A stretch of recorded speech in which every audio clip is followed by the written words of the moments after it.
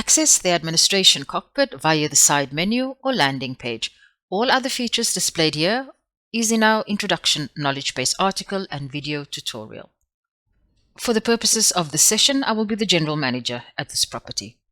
Administration at most properties is a compilation of various departments, and at my property it includes sales and marketing, finance, executive office, IT, security, and then I also have extra security shifts, which is during this festive season when we have all the year-end parties and gala dinners. The departments within administration usually have fixed or static schedules. This means they have 8-hour workdays, Monday to Friday, excluding weekends and holidays. Here is an example of another property in our hotel group which has a different setup than ours. Here they have repair and maintenance, human resources and purchasing included in administration. So there are various ways to set it up. Choose one that works for you and your property. So as the owner for the administration cockpit, I check the current month. Yes, it's September. I review the figures from yesterday, and that I can do by hovering over the bar, and I get a breakdown of exactly what is in the system. On the right hand side here, I can click on the specific day and see the hours imported from the timekeeping system, and as you can see, a breakdown of all the departments, and if I'm happy with that, I save it. Dates that are written in the color purple means a national holiday. This is country specific and does not include Christmas Day and New Year's Day. The weather feature is activated. This is especially useful for properties with outdoor restaurants, bars, pubs, a swimming pool, and even properties which is near the airport. It displays the weather up to 10 days in advance. 2 view options in the cockpit: productivity and hours. Here is a breakdown of the daily hours from the actual schedule that is imported into PMI. Various indicators on this chart: total revenue, smart forecast, productive hours, and so on. Click a legend to activate it on the graph. Everything to the left of the black dotted vertical line are the historical hours and what the smart forecast was. To the right, the hours in the current schedule. I can check if yesterday's figures are correct. If there's good alignment, great. However, let's deep dive into these figures. Here I can see that there was nothing extraordinary happening, no training or sick leave. We used approximately 36 hours in total and just over an hour in overtime. The smart forecast suggested 28 hours.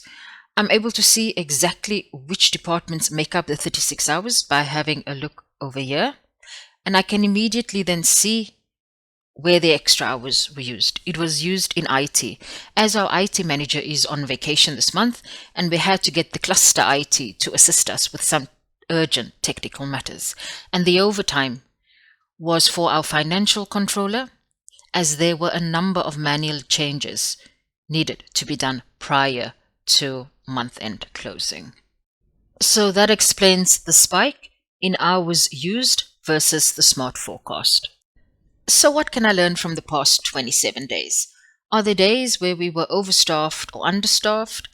How productive are the hours actually that is worked each day? If I take security as an example, are the working hours here optimized so that their shifts are in line with the activity levels at the property?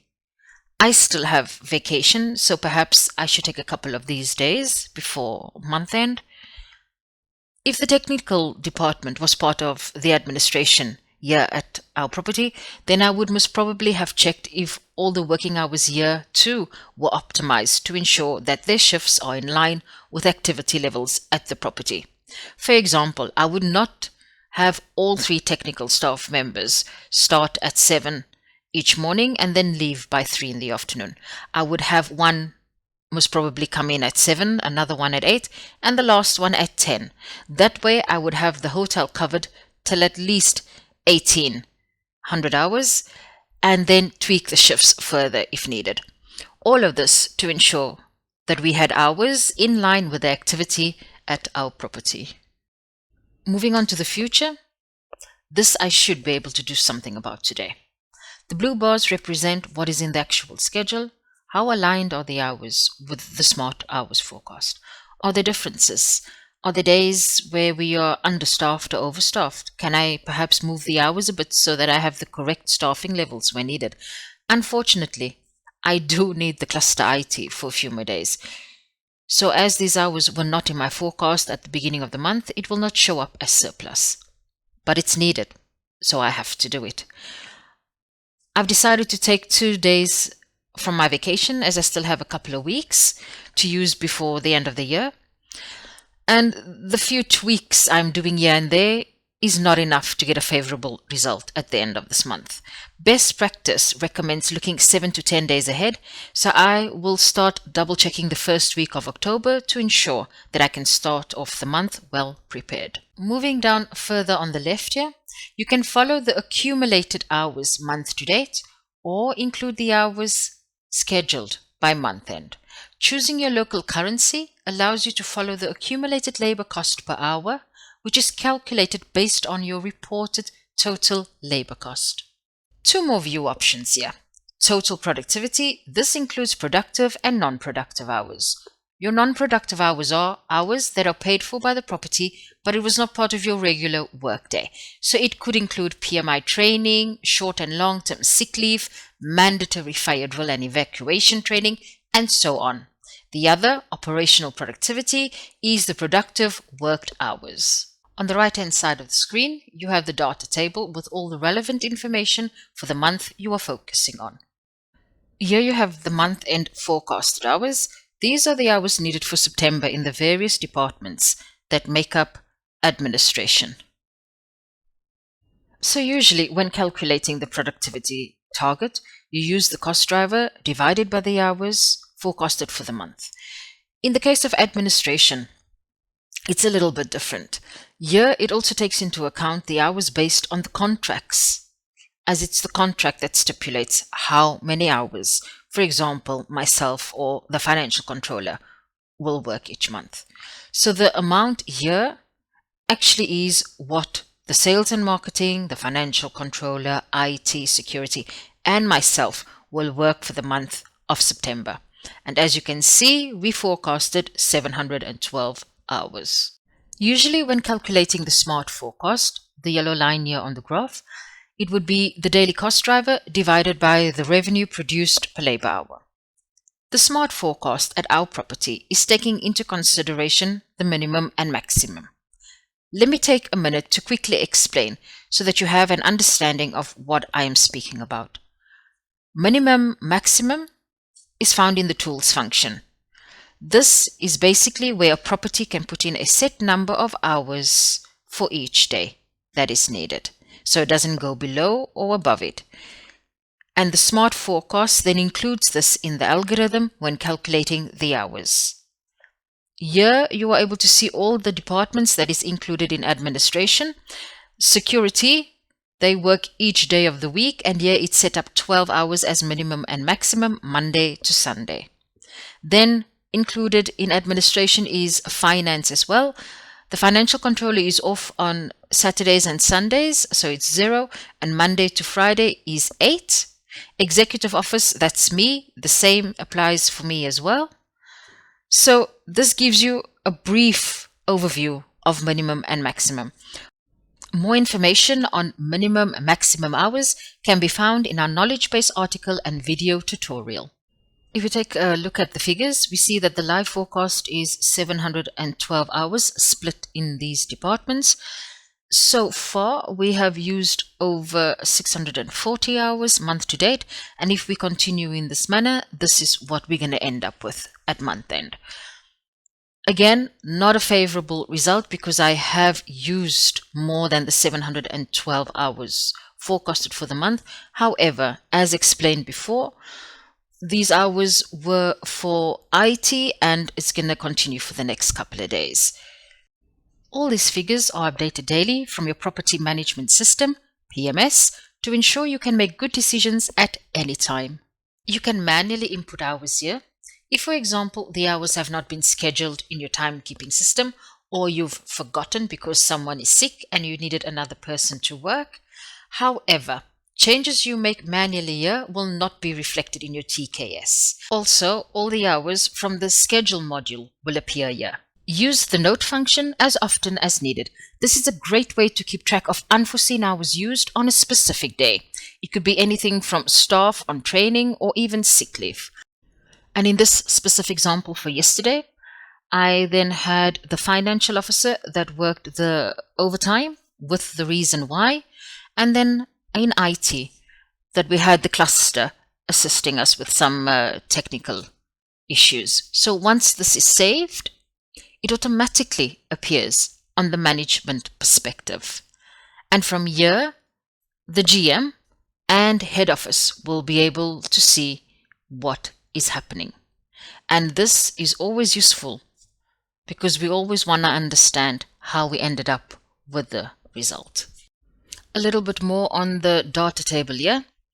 The red horizontal line, everything above is the historic days, your past days, and then everything below is all future days.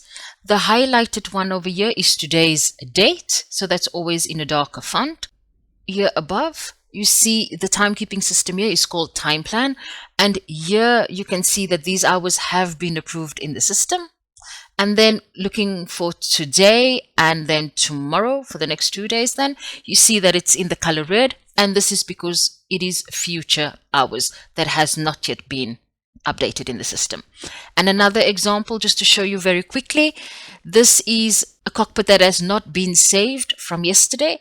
And as you can see here, the time plan hours, the timekeeping system is in red, so hasn't been saved yet in the system. You are also able to click on any past day on your TKS system, and here you get an overview of all the hours used and exactly what it was. Further down on the data table is your month-to-date figures. Here you see how you are doing so far this month compared to the forecast, and month-end to see what you will end up with if you want to continue in this manner. This gives you a quick glimpse into any major changes that may be needed for the rest of the month. Here you also have the current average rate per hour, including social cost. Be sure to check that this is correct as it affects the labor costs. Depending on user rights, this may be only visible for you as the cockpit owner. And here, the scheduled hours. This shows the hours added in your PMI schedule.